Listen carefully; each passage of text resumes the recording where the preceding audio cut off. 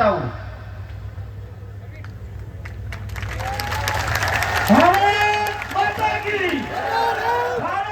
अरे ऐसी क्या दुश्मनी थी पटेल साहब, तो मेरे साथ आपने इतना बड़ा बदला लिया? पटेल साहब बोल रहे मैंने धोखा नहीं दिया। सबने राम राम सा। आज स्वाभिमान अमर रहे।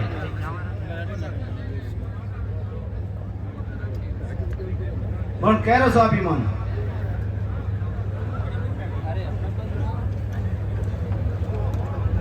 हमारा नहीं, सतीश कौन का।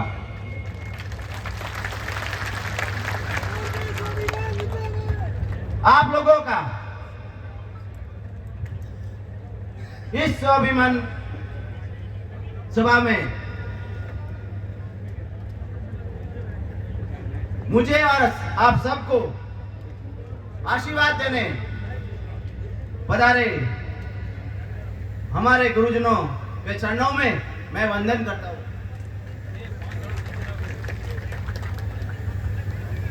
समाज के वरिष्ठगण जो मंच पर बैठे हुए, जो समाज के वरिष्ठ हैं, उनको भी मैं नमन करता हूं। सम्मानित मंच, सामने बैठे हुए मेरे पिता तुल्य बुजुर्ग, मेरे युवा साथी, मेरी मातृशक्ति, मेरे पत्रकार बंधु, सबको मैं तहे दिल से धन्यवाद देता हूं और आपके चरणों में मैं वंदन करता हूं। और दंडक मैं आपके चरणों में नष्ट। भारत माता की, भारत माता की। आप लोगों ने 2018 में भारतीय जनता पार्टी ने मुझे प्रत्याशी बना के भेजा आपके बीच में। उस समय की बात है, हमारे देवजी भाई पटेल एमपी साहब, उन्होंने मुझे बोला कि आपको इलेक्शन लड़ना है। तो मैंने उनको बोला कि मैं इलेक्शन तो लड़ूंगा, लेकिन पहले मेरे सांचौर विधानसभा में जाऊंगा, मेरे सतीश कौम भाइयों को मिलूंगा और वहां जाके मुझे उनका प्रेम देखूंगा। वो अगर मुझे चाहते हैं तो जाके मैं इलेक्शन लड़ूंगा। आपको मालूम है, मैंने 3 महीना आपके बीच में, आपके हर छोटे मोटे फंक्शन में रहा। जो मेरे से बना सबसे मिला, जो आपका प्रेम मुझे दिखा और मिला। फिर जाके मैं एमपी साहब को बोला, एमपी साहब सब तो ठीक है, लेकिन कहीं कहीं थोड़ी मुझे कहीं कमी दिख रही है। क्या कमी है? मैं कि सबसे बड़ी कमी है वो है हमारा समाज। मुझे छत्तीस कौम का बहुत प्रेम मिला, कहीं न कहीं मेरे खुद के समाज में कमी है। तो एमपी साहब ने बोला वो मेरी जवाबदारी है, वो मैं देख लूंगा। मैंने कहा देखो एमपी साहब, मुझे नहीं लड़ना है, मुझे नहीं झगड़ाना है भाइयों भाइयों को। अगर आपसे हो सकता है तो आप बोलना, नहीं तो मुझे कोई लड़ने का शौक नहीं है। आपने देखा होगा भारतीय जनता पार्टी ने मुझे विश्वास जताया मुझ पे और मुझे टिकट भी दी। उसके बाद भी आज हर समाज के लोग मेरे सुख दुख में 5 साल जो खड़े रहे न, उसका ऋण मेरा परिवार कभी नहीं चुका पाएगा मेरे भाइयों। लेकिन एमपी साहब ने जो मेहनत की थी, किसी को आपको आगे बोला? जो अभी मेहनत कर रहे हैं, क्या की थी भाइयों? क्यों नहीं बोलते? बोलो, आज अपने परिवार के बेटे हो, कहां कमी नहीं? क्यों नहीं बोलते? बोलो, सब परिवार के बेटे हैं, वही दादाराम है। देखो भाई भाई, स्वार्थ के लिए हम भाई भाई नहीं झगड़ेंगे। फिर मैंने जीवाराम जी से बात की। जीवाराम की आम सभा थी, बड़ी रैली थी। आज जो आप अपने सब बेटे हैं, उस रैली में मेरी खुद की इच्छा थी मैं के जाऊं और उनके सामने जो भी है, जो भी करेंगे, है तो सब मेरे सतीश कुम के भाई, मुझे मारेंगे तो नहीं। लेकिन कहीं न कहीं वही मुझे जाने नहीं दिया। कहीं कमी आ रही है। आज मैं मेरे हृदय से आपको बताता हूं, एक कहावत है, भाई मरे बड़ा भाभी रो मठोर भागनो है।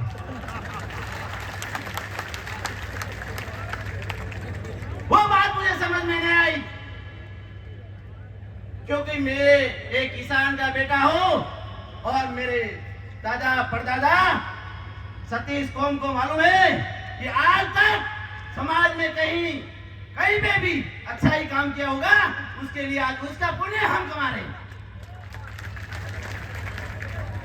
तो मैंने कोई विश्वास किया, कोई गुनाह नहीं किया। विश्वास करना कोई गुनाह नहीं है। व्यापारी इतना बड़ा धंधा करते हैं, बिजनेस करते हैं, करोड़ों रुपए का एक जबान पे, एक वाक्य पे, एक फोन पे विश्वास से काम करते हैं। अरे ऐसी क्या दुश्मनी थी पटेल साहब, तो मेरे साथ आपने इतना बड़ा बदला लिया? पटेल साहब बोल रहे मैंने धोखा नहीं दिया। अरे मेरे भाइयों, अगर आपने धोखा नहीं दिया तो आपका 5 साल का जो 1 साल के बाद जो 4 साल का व्यवहार था, मुझे बताओ। आपने मुझे किस दिन बुलाया? आपने ये बोला कि भाई ये कर, वो कर, ये कर। मुझे सब मालूम था। मैं हृदय से बोलता हूं, आज मैं पूरा सच बोलूंगा। 4 सालों में आपने मुझे कब बुलाया घर पे कि ये कर? क्योंकि उनके व्यवहार से मुझे सब मालूम पड़ गया था। लेकिन मैं आपको नहीं बता सकता था, क्योंकि मेरे साथ 60,000 वोट मेरे भाइयों ने दिया है। उनको ऐसा नहीं लगना चाहिए कि कहीं कहीं मेरा भाई टूट गया है, क्योंकि उनका दुख मुझसे नहीं देखा जाता था।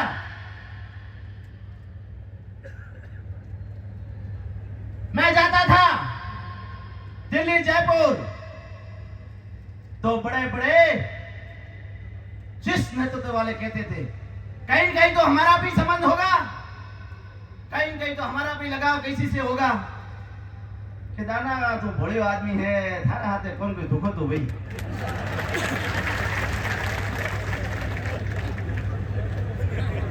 ये समझ कहते थे। लेकिन मैंने इतना विश्वास किया कि मेरे साथ कभी धोखा नहीं होगा, कभी धोखा नहीं होगा। ये मैं रट लगा के बैठा था। ये विश्वास ही दुनिया पर चलती है मेरे भाइयों।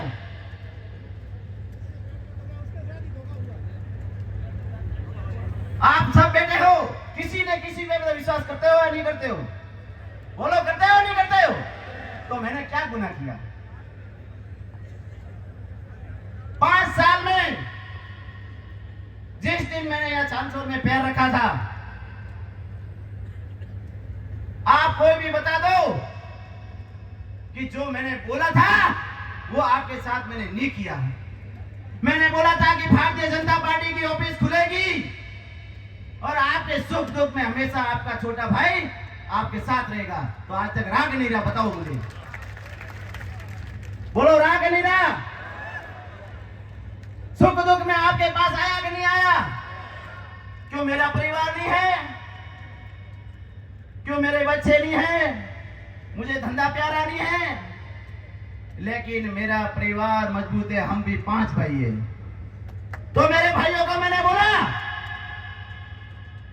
देखना ये प्रजा 34 कौम जो अपने को प्रेम जो दिया है ना 3 महीनों का, ये प्रेम आप करोड़ों रुपए कमाओगे तो आपको नहीं मिलेगा।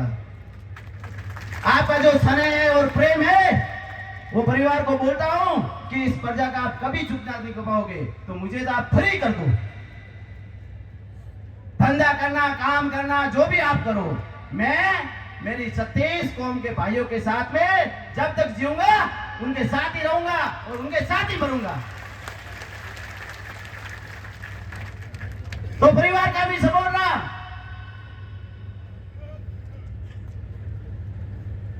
वो सपोर्ट के हिसाब से मुझे भी पीछे देखने की जरूरत नहीं पड़ी।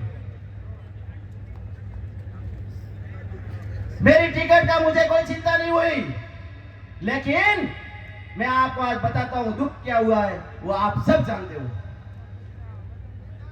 मैंने जीवन में ऐसी पहली बार देखा है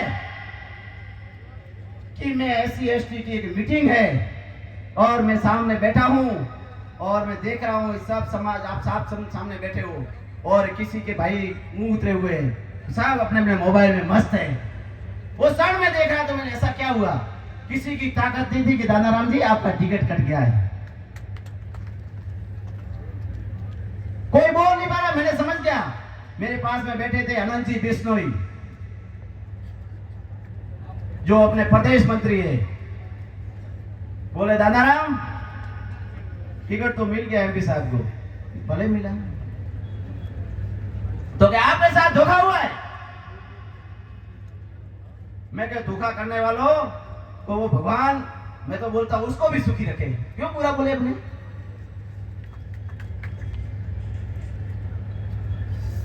उसके बाद में जैसे मैं घर गया तो बाजार के जैसे अंदर कैसे सुनसान होता है, उस दिन मैंने देख लिया कि ये प्रजा मेरे हृदय में बस गई है। मैं इनके लिए मेरा जीवन ही मेरा दान है और कोई नहीं है। मैं आपके लिए मेरा जीवन पूरा 100% आपके बीच में सौंपता हूँ, हमेशा आपके साथ सेवा में खड़ा हूं। उसे दिन मुझे भी फील हुआ। दूसरे दिन मैं यहां बैठा, मुझे मालूम है कि दुख तो बड़ा हुआ है, वो भी मेरे 36 कौम भाइयों को दुख, घर में, परिवार में, बहनों में, माताओं में। तो 2 दिन के लिए मेरे परिवार के साथ जाते हैं और अपने भाइयों को थोड़ा शांत होने देते हैं। स्वाभाविक है, गुस्सा तो आएगा। मैं वापिस आया, आप सब वापिस में जीवाराम जी के पास। मैं कहा जीवाराम जी, दिल्ली वाली बात बताता हूं मैं आपको। हम यहां से स्वाभाविक है, जीवाराम जी टिकट के लिए मेहनत करते थे, मैं भी मेरी मेहनत करता था और भाई मेहनत करते थे। मेहनत करना कोई गलत बात नहीं है, हर आदमी मेहनत करेगा और उसको टिकट मांगने का भी अधिकार है। तो जीवाराम जी भी दिल्ली पहुंचे, मैं भी दिल्ली पहुंचा। जीवाराम जी देवजी पटेल साहब के वहां रुके हुए थे, मैं कई बार रुका हुआ था। तो वहां MP साहब मिले।